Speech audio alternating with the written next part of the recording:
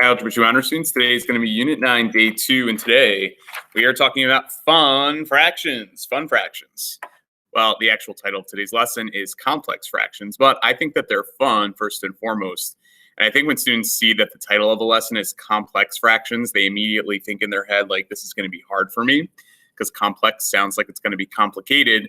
However, I really don't think you'll find it to be that once we get through the process. So I like to call them fun fractions.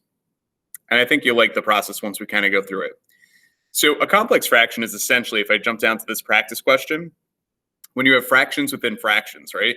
So if we have fractions on the top of a fraction and another fraction within the denominator of a big fraction, this is definitely starting to look somewhat complex to us in nature.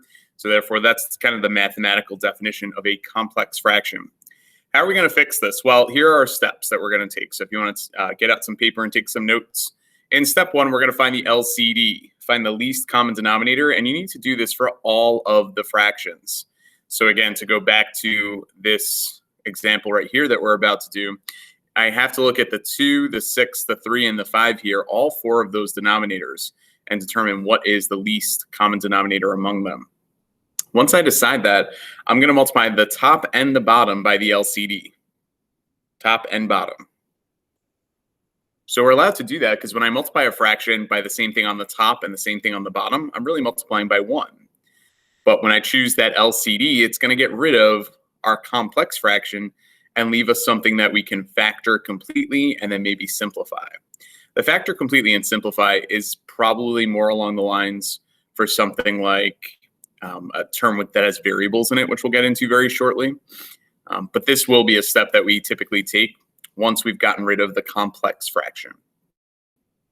So if we take a look at this example, 2/5 plus 1/3 over 5/6 minus 1/2. In order to simplify this, what we need to do is we have to look at all those denominators and we have to decide what is the LCD of 2, 3, 5, and 6. And even if it's not the LCD, the least common denominator, but it's just a common denom, well, it will still work out in the end that we'll be able to simplify in a few steps. But maybe the value that's standing out to you as an LCD here is an LCD of 30 for this first one. So the LCD 30 is a multiple of each one of these denominators here.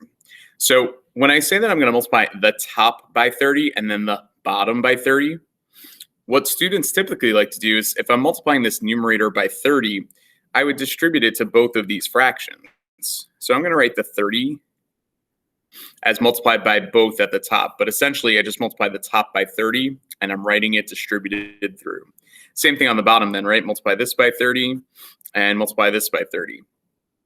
And when I do that, you'll see that each of your denominators here are going to cancel with 30 and be left with some sort of factor left over, but you're going to cancel all those out and be able to simplify this to a normal fraction instead of a complex fraction.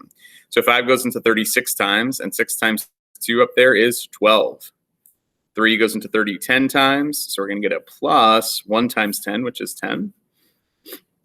Okay, moving on to the bottom, 6 goes into 30 5 times. 5 times 5 is 25. Minus 2 goes into 30 15 times, and 15 times 1 is 15. Okay, so keep going, and now we can simplify by adding and subtracting on the bottom. So it's going to be 22 over 10. And we can simplify this just a little bit further. We can reduce that fraction, divide the top and bottom by 2 to get a final answer of 11/5. And because each one of these had no variables in it, you could type this into your calculator, and it will tell you 11/5, which is kind of cool. Maybe we'll practice with that next time we're in class. But 11/5 is the simplified version of what we started with in that complex fraction right there. Let's move on to something that has variables like I kind of alluded to before. So if I give you 2 plus, we're going to have 3 over x in the numerator. All over 4 minus 9 over x squared. Okay. So definitely a complex fraction. We have fractions within fractions on the top and bottom here. So what students do tend to like is if I just write 2 plus 3 over x, they tend to like putting these over 1 just to make them all sort of look like fractions. But clearly those ones aren't going to affect how I determine what the LCD is among x and x squared. So if I were trying to make a common denominator with an x and x squared, the least common denominator would have to be x squared. So if I multiply the numerator by x squared and the denominator by x squared, you can write it as that distributing step where each term gets multiplied by x squared. All right, and when I do that, 2 over 1, the 1, of course, doesn't necessarily cancel anything out here, but 2 times x squared is 2x squared. Then over here, this x cancels with one of these x's up here to leave you with plus 3x. And then over here, 4 times x squared is 4x squared. Minus, here the x squareds cancel completely, so you're going to have a minus 9. So that's an important first step. Find the LCD, multiply each term by the LCD, which is like multiplying the top and bottom by that LCD.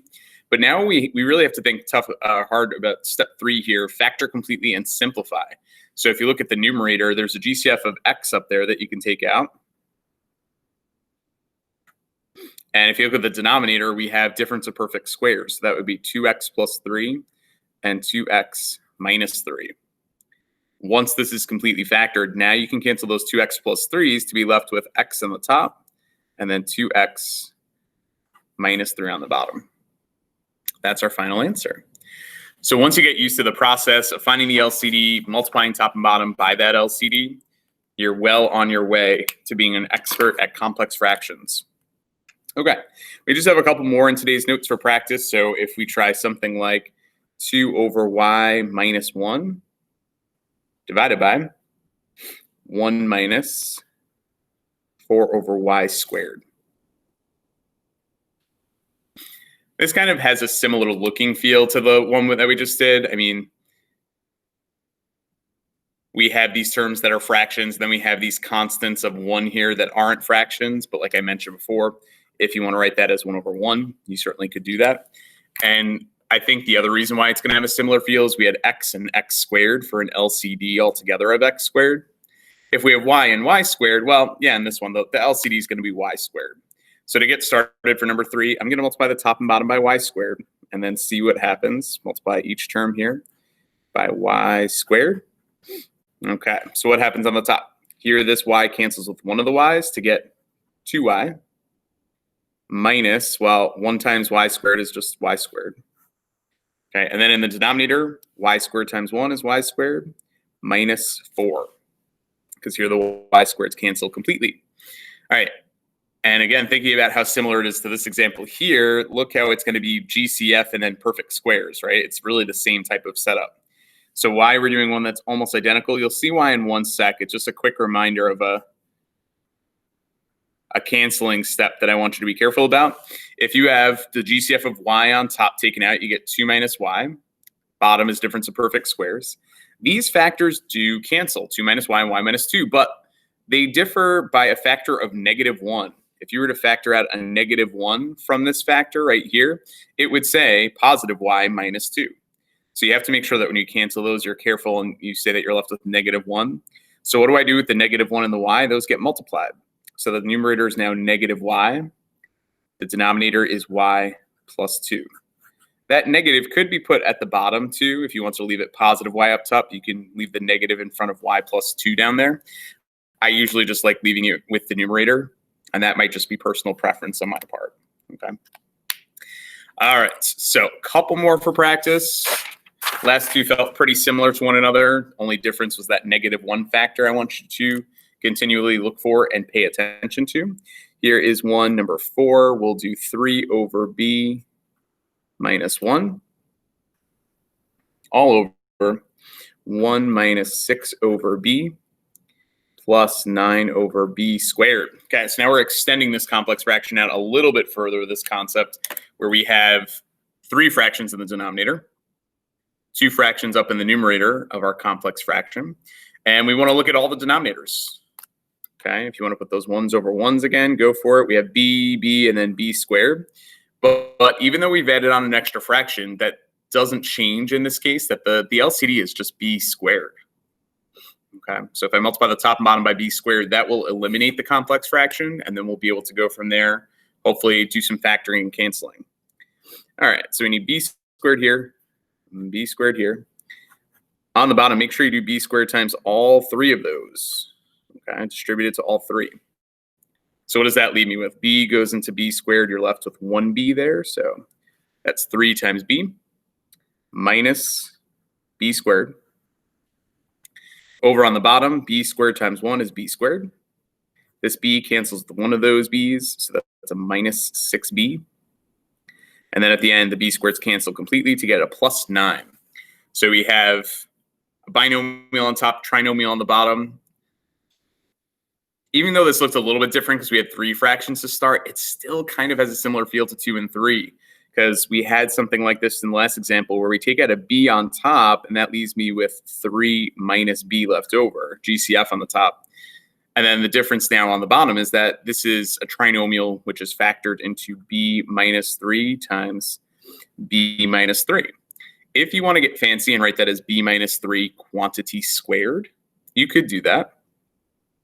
I'll leave it like this for now, just so that I can see that one of those factors cancels with the 3 minus b in the numerator. But, yep, there's that -1 again. So the final answer is negative b over b minus 3. Okay. So if you feel like you're catching on to the idea here, the last one I'll tell you is pretty different looking. We're going to even introduce a couple different variables here. So we'll see if we can figure out this last case of 3 over x minus 1 minus x over 5x squared minus 5x. The denominator is y over 5 times x minus 1 squared plus 1 over x minus 1 squared. Okay, so to finish up today, I think we'll leave us with our kind of most complicated looking case here. And the thing is, if I said, hey, what's the LCD? It's not as easy to find as any of the other examples. Here is, up here very clearly b squared. We've had y squared and x squared. This, I have to do a little bit more investigating before I determine what is the LCD. So what I'm going to recommend doing is figuring out what each of these are in factored form. And actually, almost all of them are in factored form, except this one right here. For that term right there, you would take out a 5x in the denominator, and you would write this as x over 5x times x minus 1. So in finding common denominators, you want all your denominators to be in a factored form, which now this is. And now that I'm looking, I can kind of start seeing what they all have in common. Well, I'm definitely going to need a 5 as part of my LCD. So let's kind of keep track of the LCD here. We definitely need a 5. And thinking about what else I need, this denominator has a factor of x. None of the others do, but it's going to have to be included as part of my LCD if I want this x to cancel out. And then when I look at the factor x minus 1, this says x minus 1, this says x minus 1, but we're definitely going to need x minus 1, that quantity squared, in order to cancel out with the denominators over here. So when all is said and done, the LCD for this last example is 5x times x minus 1 squared. All right, let's see what happens when I multiply the top and bottom by our LCD. So this is going to get multiplied by 5x, x minus 1 squared. This new term gets multiplied by the LCD. This gets multiplied by 5x and x minus 1 squared, and so does this. All right, let's see if we can carefully figure out what we're left over with here. All right, to get started with the first term, x minus 1 cancels with one of those up here.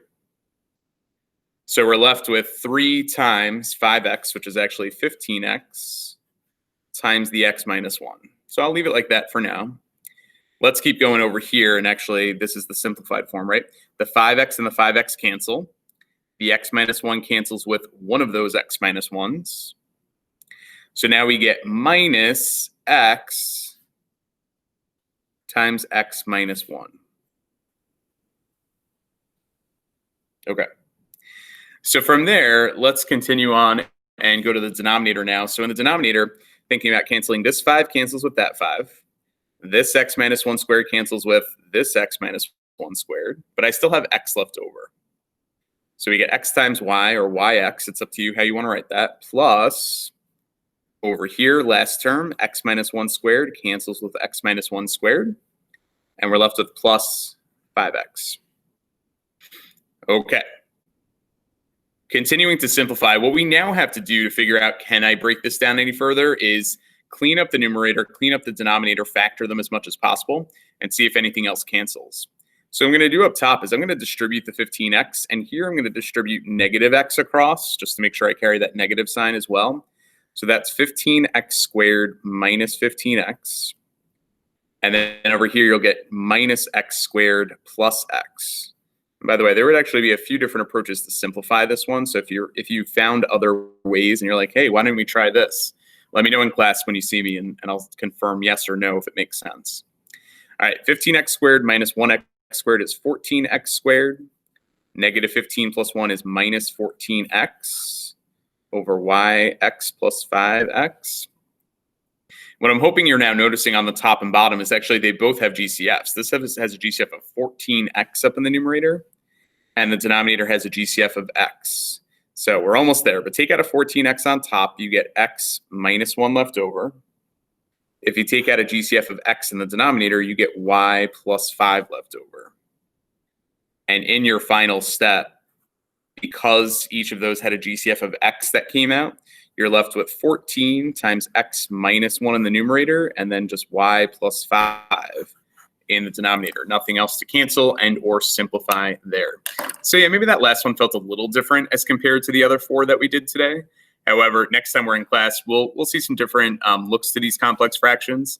And again, if you saw a different technique and a different strategy to simplify this one, there are a few other ways to do it. Let me know next time I see you and we can chat about that in class. Have a great rest of your day.